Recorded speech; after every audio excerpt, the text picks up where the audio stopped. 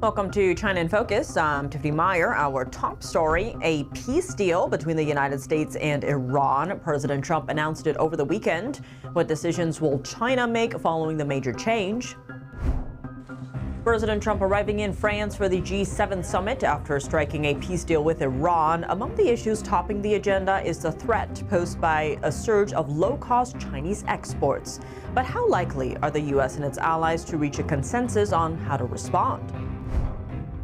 Chinese products kicked out of U.S. federal agencies. U.S. authorities discovered 22 Chinese manufacturers falsely labeled their goods as made in America and removed them from federal agency procurement lists. And from the UK and Italy to France, Japan's prime minister is forging a new partnership linking Europe and the Indo-Pacific, strengthening security ties in response to rising challenges from China.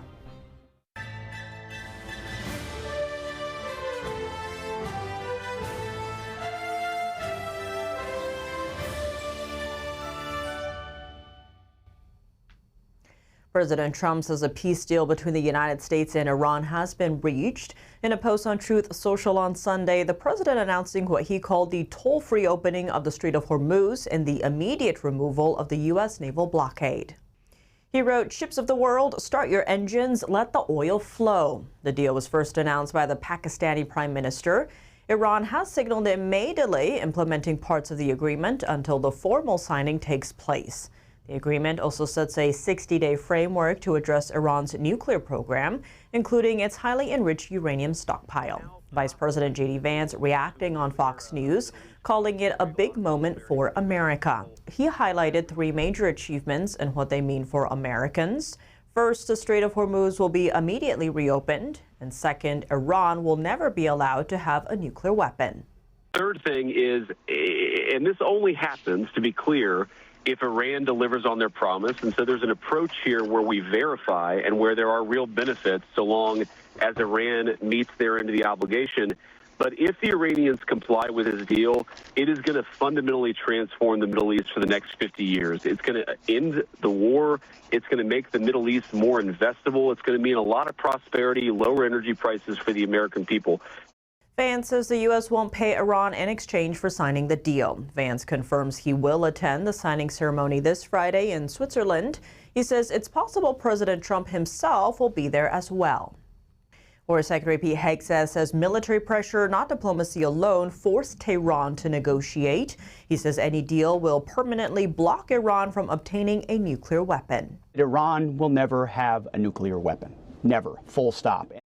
And we're going to verify everything. Nuclear material will be destroyed and removed. The nuclear program will be dismantled. This is not the JCPOA was a path to a bomb. What this deal will be a wall to a bomb. When asked if U.S. troops could be involved in securing nuclear materials, his response was, all options are on the table. And regarding China, during the conflict in the Middle East over the past several months, China reduced its oil imports. Nobody really understood why. It remains to be seen whether China will resume its imports after the deal is signed. If it does, experts expect inflationary pressures to rise. President Trump attending the G7 summit in France, a gathering of 7 major advanced democracies. The summit started on Monday and will last until Wednesday. What are the main goals? NTD's White House correspondent Mario Tsu is on the ground in Geneva. President Trump in Evian at the G7 summit is expected to have several working meetings with the G7 leaders. A U.S. official telling NTD that some of the goals of those meetings are to, quote, boost critical mineral chain supply resilience and to strengthen responses to illegal immigration and drug smuggling. And it is noted that President Trump is expected to have bilateral meetings with the leaders of France, Qatar, the UAE, Egypt, and India. And on Wednesday night, he's expected to have a dinner with French President Emmanuel Macron at the Palace of Versailles. So a lot to look out for here, and we'll keep you updated on the ground throughout the week. Alongside the Ukraine war and the Middle East, how to deal with the surge in Chinese exports is also topping the G7's agenda. French President Emmanuel Macron has carved out time for leaders to discuss how to balance trade with China. This comes as a flood of Chinese exports are pushing some industries in Europe to the brink. Chinese exports are cheap because they're backed by state subsidies, making it very hard for Western counterparts to compete. And now there are fears that Chinese exports could harm certain industries in Europe, including steel, batteries, and electric vehicles. Following U.S. tariffs on China, many Chinese exporters redirected their goods to Europe, worsening the situation. It's a situation Treasury Secretary Scott Bessent had warned about. He said he had cautioned Western allies that without trade protections, a surge of Chinese exports would damage their economies. The impact is reflected in the EU's growing trade deficit with China, which reached nearly $400 billion last year. That marks an 18% increase from the year before. An international relations expert said the chemistry between President Trump and G7 leaders has recently been strained over the Iran war, but the China issue could help unify the group. The hidden agenda is to try to how to work to govern the world short of China. So they're concerned about security issues in regions like the Middle East, in the Horn of Africa, Russia, Ukraine. They are concerned about technological race, AI, critical minerals. However, it remains to be seen whether the European Union and the U.S. will move together to address the trade imbalance with China. The EU is hesitant to impose unilateral tariffs, fearing it would spark a trade war. Its 27 member states are also divided on how to deal with China. The union's largest economy, Germany, has been reluctant to impose tariffs on China, its biggest trading partner. Last week, Macron held a video conference call with several G7 leaders to discuss global imbalances. A Chinese premier was also included. French officials say this is Macron's last-ditch effort to pursue a cooperative approach before the EU decides whether to take a harder line on China. Over in the U.S., a senior Trump administration official said Saturday that Washington is not waiting for the world to reach a coordinated response to China's behavior. The official added that the U.S. is already taking action through a variety of measures. President Trump has invited Chinese leader Xi Jinping for a White House visit in September. Chinese manufacturers falsely claiming their products were made in America to evade U.S. tariffs. Now, 22 of them can no longer sell to U.S. federal agencies. The Trump administration barred federal agencies on Friday from purchasing their goods. The enforcement took place after a 3-week probe stemming from an executive order issued by Trump, requiring federal agencies to aggressively target fraudulent Made in America claims. The probe into these Chinese manufacturers was triggered after New York-based Sherrill Manufacturing raised concerns about certain competitors. The company said China-based firms were falsely claiming domestic origin on a government procurement platform. It also said those products were only partially assembled in the United States and cannot be called Made in America. Sherrill Manufacturing is the only remaining manufacturer of 100% American-made stainless steel flatware. Taiwan is taking a page from Western intelligence agencies. The island nation is launching a new website aimed at gathering information from Chinese nationals unhappy with life under Beijing's leadership. Taiwan's National Security Bureau says the online platform allows Chinese citizens to share information about political, military, economic, and social developments inside China. The agency says several people unhappy with Chinese leader Xi Jinping's regime have already made contact through the site. Taiwanese officials point to Beijing's slowing economy, strict political controls, and growing social pressures as factors contributing to public frustration. The website also features an AI-generated video depicting a Chinese regime employee watching as colleagues are suddenly investigated and removed from their jobs. Taiwan says the video highlights fear and uncertainty among people living in China. The effort mirrors a recent campaign by the CIA, which released videos encouraging unhappy Beijing officials to provide information to Washington. The move comes as tensions remain high between China and Taiwan, with the Chinese regime still claiming the self-governed island as its territory, despite never having ruled it. Japan's Prime Minister Sanae Takaichi is making her first major trip to Europe since taking office. She's meeting with leaders in Britain and Italy before joining G7 talks in France. The visit comes as Tokyo seeks closer security ties with Europe amid growing concerns about China's military buildup, tensions in the Taiwan Strait, and the security of critical global shipping routes. Takaichi's main goal is to build a new democratic shield that connects Euro-Atlantic and Indo-Pacific security. It's a directed, more assertive response to China's growing strategic challenges. On Sunday, Takaichi met with British Prime Minister Keir Starmer in London. In a joint statement issued after the talks, the two leaders expressed serious concern over China's export controls on critical minerals and what they described as economic coercion. Takaichi said relations between Japan and the UK have now reached what she calls a quasi-alliance level. The next day, Takaichi held talks with the Italian Prime Minister Giorgia Meloni in Rome. The two countries agreed to strengthen supply chain resilience in key sectors, including semiconductors, critical minerals, and advanced technologies. The leaders also reaffirmed support for the Global Combat Air Program, or GCAP, a joint next-generation fighter jet project involving Japan, Britain, and Italy. Takaichi pledged to keep pushing cooperation under the program, which is widely seen as a major symbol of security ties between Europe and the Indo-Pacific. Analysts view it as a long-term response to China's growing military capabilities. Ahead of her arrival, Takaichi laid out her strategic vision in an opinion piece for the Financial Times. She said, quote, "The Indo-Pacific region, which accounts for approximately 50% of global GDP, holds the key to the world's future peace and stability. The UK and Europe demonstrated their commitment to this region at an early stage, while the US places priority on it in its national security strategy.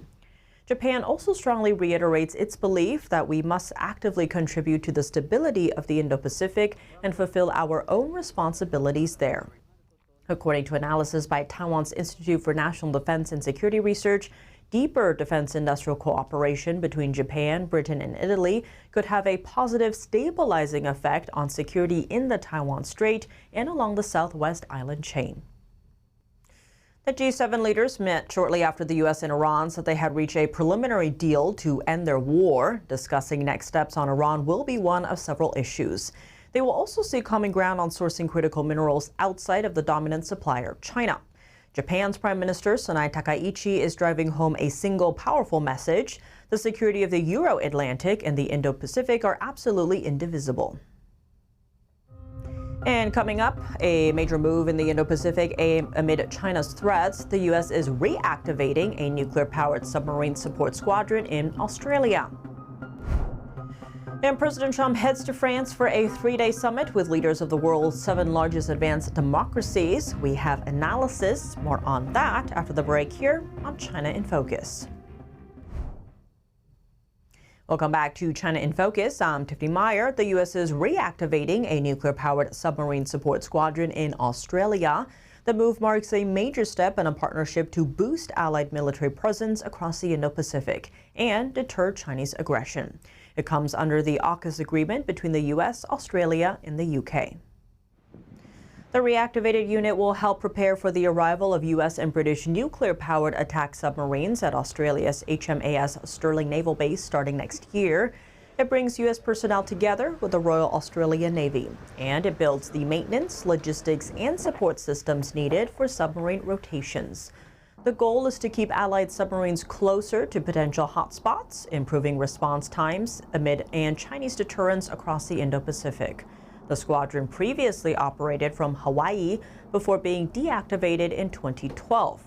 It is now returning to support Australia's future submarine fleet. U.S. officials say hundreds of Australian sailors, divers, and maintenance workers are already in training to support nuclear-powered submarines. The expansion of HMAS Stirling reflects a broader shift as AUKUS moves from planning into operations and long-term military cooperation. After announcing the reaching of a peace deal in the Middle East, President Trump set off for France, attending the G7 meeting in France. To discuss, NTD Stephanie Cox was joined by Captain James Fennell, former Director of Intelligence and Information Operations for the U.S. Pacific Fleet. Great to have you with us today, Captain. We'll get to the G7 meeting, but first, your reaction to the latest Iran peace deal. Well, Stephanie, thanks for having me on. I think this expected signing of this MOU on Friday is something that, everyone is, looking for and hoping will work. But as I think the Secretary of War said, by the conditions over the next 5 days, as we get closer to the signing. There's going to be continued negotiation, continued focus on the details and the timing. But it'll become readily apparent whether or not Iran is complying with the agreement in the very first, few days of this. If they start to allow ships to go out of the Strait of Hormuz without being tolled, without having to pay a toll to the Iranian regime. If that happens, I think the U.S. side will be much more inclined to start, lifting maybe some of this sanctioned money. So, as I think it was stated several times by the administration, this is a performance-based agreement. Iran may not characterize it that way. It's certainly not the way they're characterizing it in Iranian state media. But I think that is the fundamental difference between this potential agreement and the previous JCPOA, is that you're going to have performance-based measures that will, be easily determinable. And the most obvious one is the hundreds of ships that are in the Strait of, or in the Gulf, trying to get out, and also those ships trying to get in, and the resumption of normal flow of trade and oil through the Strait of Hormuz. And also, I think that the discussions over what to do with Iran's nuclear program that was destroyed last June and the remnants of that, and how we can ensure verification. What are those protocols? So there'll be a lot to discuss about this agreement. And, I think the president will be expecting G7 states to step up and contribute in ways that they didn't contribute in terms of military support during Operation Epic Fury.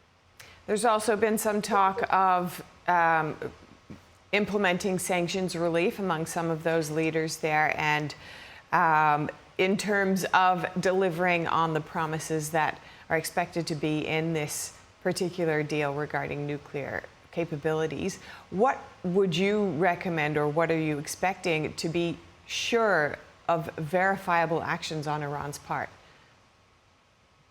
Well, I think, the big parts are the opening of the strait, and then the actual openness to allow inspectors and verification teams in to take care of and ensure, as the Secretary of War said, that there's a wall against Iran ever having a nuclear weapon.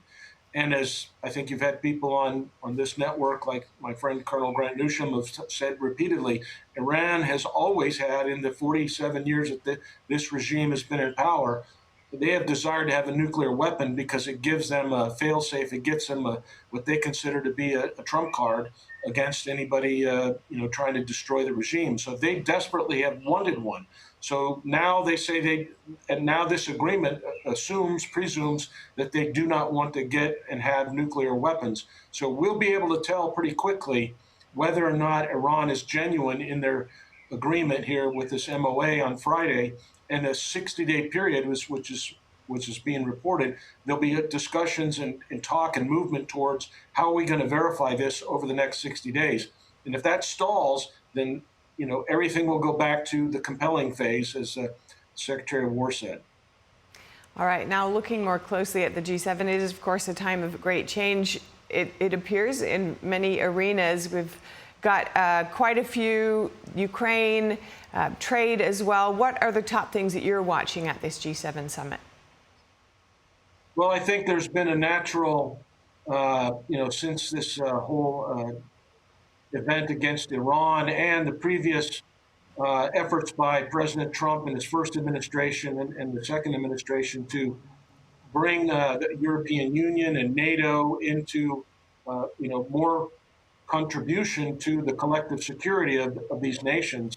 I think there's going to be discussion about that. We heard the Canadian Prime Minister make a speech, I think, Sunday, or gave some talks on Sunday that said that, he was, basically saying the United States can't be an outlier. Well, I think President Trump's going to be reframing that for the Prime Minister of Canada and the others, which is to say, we're not the outlier. Your unwillingness to cooperate on threats like Iran or the energy situation and economic fair trade and things of that nature, I think that's where the discussion is going to be. And then also, as you noted, there's a big problem still left in the continent of Europe, in the Ukraine. And Even last night, the Russians attacked the capital and destroyed a very ancient monastery or a cathedral, and 9 people were killed. So the war is continuing in the Ukraine, and that has to be addressed as well. So I would expect that's going to consume a lot of their attention as well. One other thing that we should discuss is that Prime Minister Takaichi is making a recommendation at the G7 to talk about how to deal with China's essential control over rare earth elements and oil, or not oil, but other things, pharmaceuticals. And so she's introducing an initiative that would require the G7 nations voluntarily to agree to stockpile oil, rare earth elements, and things of that nature for a 90-day supply at least, and to protect against these coercive actions by the PRC. So I think this is another area that will be very, very much discussed. And I think President Trump and Prime Minister Takaichi will be very aligned in that effort. That's all for today's China in Focus. I'm Tiffany Meyer. If you have any feedback on the show or have something you'd like to see us cover, send us an email at chinainfocus@ntd.com. We'd love to hear from you. For on-the-clock original news coverage, visit us at ntd.com or download our NTD app. Thanks for watching. See you tomorrow.